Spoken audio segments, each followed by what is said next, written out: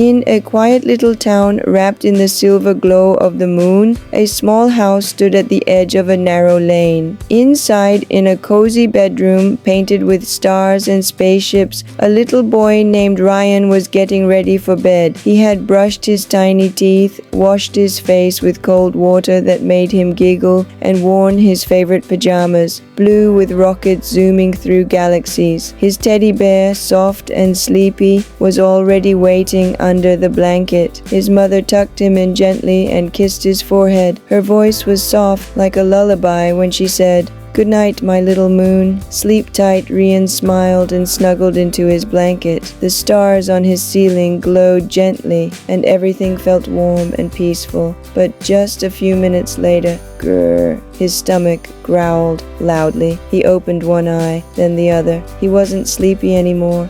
He was hungry. He tried to ignore it. He hugged his teddy tighter, but the hunger wasn't going away. So he climbed out of bed, tiptoed across the room, and peeked into the hallway. In the living room, his mother was folding clothes. She looked tired. Her eyes blinked slowly, and her shoulders drooped. Still, Rian walked to her and tugged at her shirt. "Mommy," he whispered. She turned, surprised. "Yes, my love? I think I'm still hungry. Can you please make me some chicken noodles?" She paused. She looked at the clock. It was late, almost midnight. She thought about the kitchen. There wasn't much left. Dinner had already used most of what they had. But then she looked at Rian. His eyes were hopeful, his face gentle. He wasn't demanding, just softly asking. And so she smiled and nodded. "Okay, one last bowl for my moonlight boy." She walked slowly to the kitchen, her feet aching with every step. Rian followed her quietly, and when she turned on the stove, he pulled a small stool and sat down near the counter. He didn't speak. He just sat, watching her carefully. She opened the cabinets. There it was, half a packet of noodles, a small piece of chicken left from lunch, one tomato, a pinch of salt and spice. That would have to be enough. She filled a small pot with water and turned on the flame. As the water boiled, she chopped the chicken gently, stirred in the tomato, and added the noodles. Rian watched every move, wide-eyed, curious, quiet. He saw how her hands moved gently, how her eyes softened while stirring. To him, it felt like magic. To her, it was magic. She didn't need a feast, just one warm bowl for the person she loved the most. She didn't cook for herself. She didn't feel hungry anymore. Her heart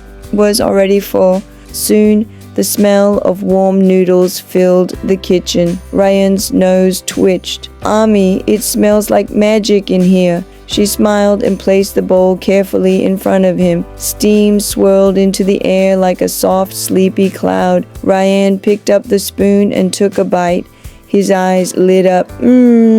These are the best noodles in the whole wide world." His mother smiled again, but turned her face to the side, because this time her eyes weren't just tired, they were full of tears, not because of the steam, but because of love. Rian finished every last bite. Then he ran and gave his mother a tight, warm hug. "Thank you, Ami. You're the best ever." She kissed his head and tucked him into bed once more. This time he fell asleep instantly, tummy full, heart fuller. His mother sat beside him for a moment. She watched his little chest rise and fall with every peaceful breath. The moonlight touched her face like a soft silver hand. She whispered to herself, "Sometimes a mother doesn't need sleep. She just needs one smile from her child to forget all the tiredness in the world." Outside the window, the stars twinkled quietly, as if they too were whispering, "Thank you, Ami.